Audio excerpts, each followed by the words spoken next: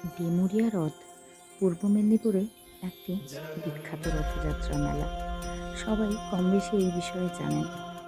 নমস্কার, আমি কিশোরী। আমার আরও একটি নতুন ভিডিওতে আপনাদের সকলকে জানাই ওয়েলকাম। তো আজকে ফাইনালি আমার ডেমুরিয়া রথযাত্রা দেখার সৌভাগ্য হয়েছিল। আমি আর আমার বর এবং আমার ছেলে প্রথমে বেরিয়ে পড়লাম রামনগর থেকে কলেজ মোড় দেপালের উদ্দেশ্যে। দেপাল থেকে একটা রাস্তা কাঁথির দিকে ভেঙে গেছে, কাদুয়া মাইতিঘাট রাস্তা হয়ে যায়। আপনারা কম বেশি সবাই জানেন। তো ওই রাস্তায় ঢুকে পড়লাম। এবার ওখান থেকে টানা রাস্তা, অনেকটাই দূর ছিল রামনগর থেকে। আপনারা যারা গেছেন ওনারা জানেন। আর রাস্তাটা এতটাই শুনশান, মানে ঘরবাড়ি এত কম, চারিপাশে সবুজে ভরা, তার মাঝখান দিয়ে একটা রাস্তা গেছে।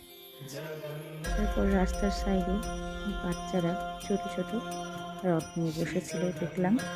এবার আমাদের পৌঁছাতে প্রায় সন্ধ্যা হয়ে গেছিল। এখানে আপনারা দেখুন, অনেকটা দূর থেকেই কেমন টটোর ভিড়। আপনারা অনেকেই জানেন যে পূর্ব মেদিনীপুরে ডেমুরিয়া রথে প্রচণ্ড ভিড় হয়, আর অনেকটা এলাকা জুড়ে মেলাটা বসে। তো সাথে থাকুন, দেখতে থাকুন। বাইক, টোটো, অটো, সাইকেল প্রচণ্ডভাবে ভিড় হয়েছিল। তো এখনও আমরা গেটের কাছে আসিনি, তার আগে কত ভিড় দেখুন। এতটাই ভিড় ছিল।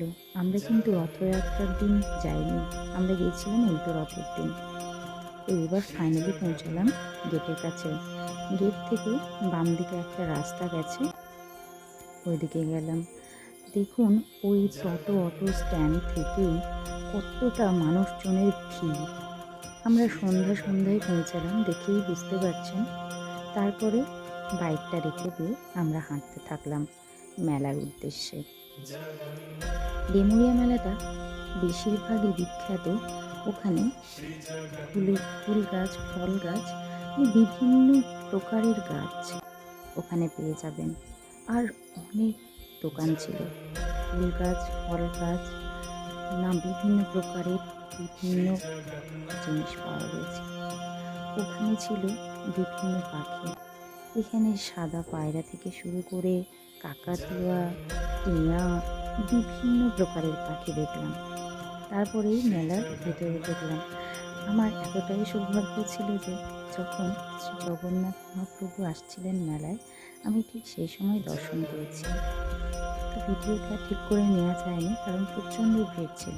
একটু মেলা ঘুরেই আমরা বেরিয়ে এলাম।